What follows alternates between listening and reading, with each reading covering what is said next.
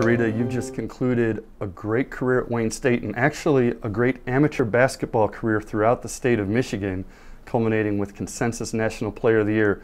Just talk about that award. The first one you got, there's 3 of them. You get the first one, so all right, there's a little relief, I assume, and then you just kept getting them. Just talk about your reaction as that happened. I was actually surprised. I mean, this year, honestly, my plan was to give it my all and just go out there and do what I can, because last year I was really shocked by not getting the Player of the Year. So this year, like I said, I just wanted to come out and give it my all. And when I got that one, the first one, and then they just kept piling up. I mean, I was shocked, but then again, I was excited. I mean, I felt like I earned it because I played my butt off this year. Twice named National Player of the Week. Now, nobody here had ever been named Player of the Week even once nationally. As far as GLIAC Player of the Week, they might as well have renamed the award after you. It became kind of like 5 weeks in a row at one point you got it. It almost got to where you realized, okay, they've got to give it to somebody else. And the award was Player of the Week who's not named Shareta Brown. Were you just on a roll? Did you realize what kind of season you were having as it was happening? Actually, I did. I kind of set a goal in my head to get 10 Player of the Weeks. But I didn't because I guess I had 2 bad games. So, I mean, that's not a big thing. But getting to National Player of the Years, I mean, not Player of the Years, Player of the Weeks was it was a big accomplishment for me. Like, I look on the internet, I'll just be looking, I'm like, oh my goodness, really? But it was great to know that I was National Player of the Week 2 times. That was a really good thing to know. I think one of the things we saw that I thought typified how much your teammates thought of you, and when you've got a player who's getting all these kind of honors, it's really easy for teammates to maybe not always get on board with that because they are going to take a back seat. But yeah, you led the nation in double-doubles. You also had the second triple-double in school history, a game that we did on Comcast. Yeah. And it was that last assist that was the thing that got you to that triple-double. Yeah. And it took, I think, 3 different tries where players were missing shots. Yeah. But you could see the frustration on their faces when they didn't get it, and the relief and the happiness when they helped you get that triple-double. Could you feel it as, yeah, it's an individual accomplishment, but that was as much a team effort as anything you've ever seen? I must say that I have, like, the best teammates. Like, they're so supportive. They know that I'm not a selfish person. They know that I'm not a selfish player. I'll give up a layup before anything. I'll be on my way to the lane to do a layup, yet I'll pass it out for a 3. So I'm the most unselfish player there is. So I feel like they're very supportive, and they never shadowed away at none of the times when all eyes was on me. Everybody stayed together, and they just focused on winning games. They wasn't worried about, oh my God, the light is on Rita, so I'm just gonna back away. So everybody just stayed together, and they just stayed focused. I think one thing you notice if you watch Shareta Brown play after a while, you hear about how good you are, and you're going to see, hey, field goal percentage, you're going to make a lot of shots, and you're going to get rebounds, you're going to out-muscle and out-hustle everybody, but you also are making steals all over the place. You're blocking shots. You're bringing the ball up the floor. You're even hitting 3s every now and then, and they couldn't just hack you because you're making free throws every time they put you at the line. You really were the complete basketball player. Was that something that was always part of your motivation going into the season? Well, yeah, that too. I mean, I worked a lot on my free throws because last year I believe my free throw percentage was like in the 70s range.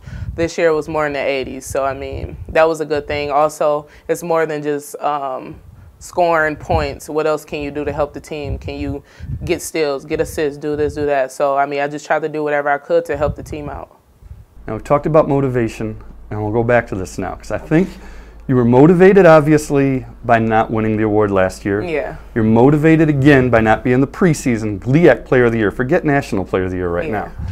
And then early in the season, after 4 games, the Northern Michigan coach, Troy Mattson, has a couple things to say about you. Now, some of them are, hey, she'd be the best player if she would play hard every night. Well, maybe that can motivate you a little.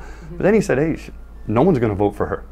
And did that kind of, well, obviously it's got to anger you, but did it, what else did it do for you? That made me very angry. Also, my teammates, like the stuff that he said about our team, another teammate on our team, and as well as me, that made everybody angry and wanted to play hard. Like, that definitely made me angry because I knew it was a reason why I didn't get Player of the Year. And it was reasons people was telling me, and I'm like, no, I know that's not the reason. And I know exactly what the reason is. So that was one of the reasons why I played as hard as I did this season. It motivated me so much that I was like, I have to get the Player of the Year, hands down. All right, so this season then, the season carries on and you're having that year. Do you realize as the season's going on that you're putting it in a position where there's no way they can't give you GLIAC Player of the Year and that you are one of the top contenders for National Player of the Year. Do you realize how special this season is that you're having? Yeah, I noticed that I was giving it my all this year, and that I was playing hard, and I basically put myself in the position to where, like you said, it's impossible if they don't give me the Player of the Year. So, like I said, my plan was to play hard and just do what I'm known to do, and that's to dominate every night. Talk about this program as a whole. What do you say to two different types of players? First of all, what do you say to a high school senior who's thinking about coming here? High school senior, just come in. You have to come in ready. You have to be in shape. You have to come to summer workouts, because Bryce, he doesn't play. He doesn't care if you haven't been here the whole summer. You're still expected to come in and do what you're expected to do. Like I said, just come in ready. Have a mindset of winning the championship, basically. Just come in ready, mindset on point, and just ready to work hard. All right. The next one, what do you say to the Division I player who's thinking about transferring for whatever reason, and Wayne State's one of the places they're thinking about coming to? What do you say from your experience, because you're the perfect one to talk to them? What do you say? From my experience, like I said, it's people in D2 that's just as good as people in D1. You can play, well, when I was in D1, I played against the best of the best. I played against Penn State. I played against a lot of big D1 schools, because we played in a lot of tournaments. So I feel like leaving the D2, I mean, it's really not a big. I mean, obviously people gonna look at it because it's D2, but I mean, if you come here and do what you have to do and you play as hard as you can't get overlooked. When you talk about you as a leader, Coach Lohr said that you were a great leader. We saw it throughout the year. You'd see it on the floor. And where I noticed it most wasn't after losses. It was after sloppy victories. And we'd be interviewing you, and you'd be mad. And I heard stories about you in the locker room after victories saying, that's fine. If we play like this in the next game, we're going to lose. We got to play better. Where does that come from?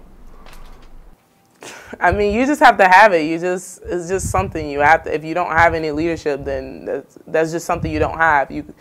As far as basketball, you have to want to win games. Like, you know, if you don't want to win games, then you can't step up and be like, oh, you got to do this, you got to do that. But if you're, like, I feel like I'm so passionate about it sometimes. I hate losing. Like, it drives me crazy. So in order for you to win games, somebody has to step up and be a leader and tell everybody what they have to do. Or be like, okay, you're fine, you know, or yell at somebody when they're not doing something right. But some people don't take it the same way, so you just have to know how to talk to certain people. So, I mean, basically my role was just to step up and just tell everybody, look, like you said, if we play like this the next game, we're not going to win. We have to get better every day. During practice, we have to have the mindset of getting better every day. Is it still sinking in with you that, you know, you're going to get to play basketball as a job now? Sort of, kind of, but not yet. I mean, I guess once I get over there and start playing, I guess it will sink in. Have you even thought this far ahead, but how much longer do you want to play basketball? I haven't thought that much far ahead, but as long as my body lets me, or as long as I can. All right, Shareta, we have had a blast watching you play for the last 2 years. Congratulations on a great career at Wayne State, at U of D, through high school. Just a great career as an amateur basketball player in the state of Michigan. It's been a lot of fun to watch you. Thank you so much.